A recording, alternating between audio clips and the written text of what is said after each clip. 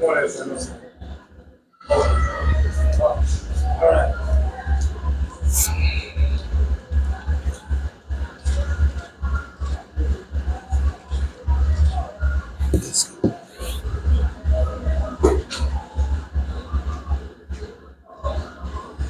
means the coach of the victorious St. Lucia team, Stern John, and the defender, Terrell Thomas.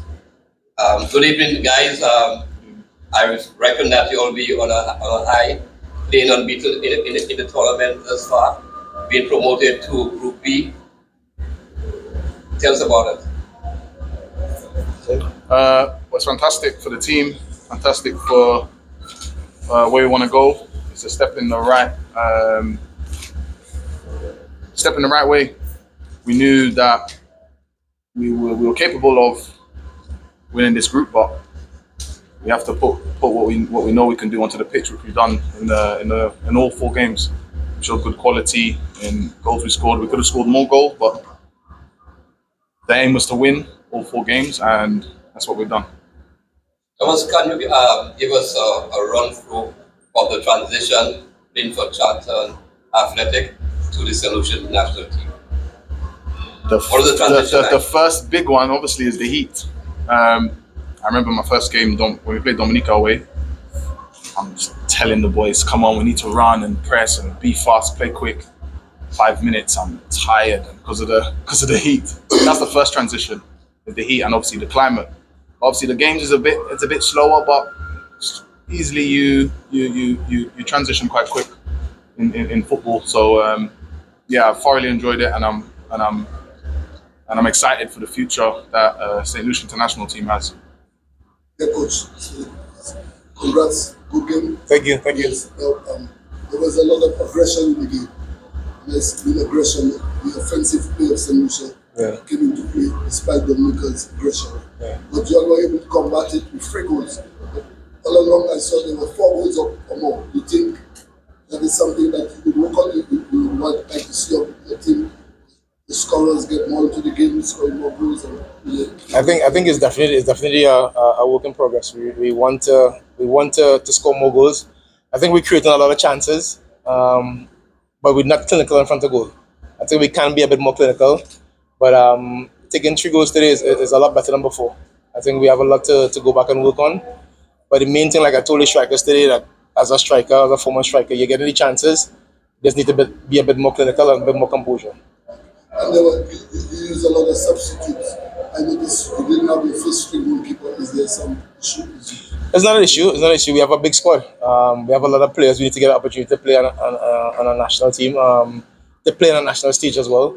I think the keepers that we have are good enough to play. So you have to give them an opportunity. We had a couple of young players, some 16 years and 17-year guys. They got the opportunity today to play at the international level. Hopefully we can continue giving the younger players opportunity to play, and that's what we want. So how satisfied are you with the fusion of the young players with the experienced players? I think so. They're gelling well. I think our senior professionals when they come back and join up with the national team, you see the level that international players they play at. I think the youngsters that we have in the national program now, they really want to play for the national team, and they really want to work hard and play at the big stage. And I think it's only fantastic for them to get the opportunity today. Okay, and how much of a moral booster is it for the team now, moving from the C division to the B division, going into the next? I think the work starts now. I think the work starts now. I think we qualify for the Nations League B now, and the really hard work starts now. I think the opposition is going to be a lot better. I think we have to get better. We have to get fitter. We have to get more organized. So we have a lot of work to be done still. So we don't want to get carried away and get ahead of ourselves. So hopefully we can continue, like I say, enjoy this moment as much as we can. But come next couple of months, we have a lot of work to do still. What about the Gold Cup? Do you all see the transgression as a team from competition to competition? Do you all keep that camaraderie? The main thing I think in football that's so important is momentum. So even though these last 2 games we've obviously qualified for what the aim was from the start, you want to keep that momentum going, and winning it needs to be a habit. So you don't want to take your foot off the gas. So we've got that momentum. We won the four games, and it's good. It's good morale, and the team's really good spirit going into for the games in June. So you see the Gold Cup as a bigger, tougher challenge, a bigger step up. Um, I would say definitely from the League C, because you're playing against. You could draw. It's a draw against any. You could get anyone.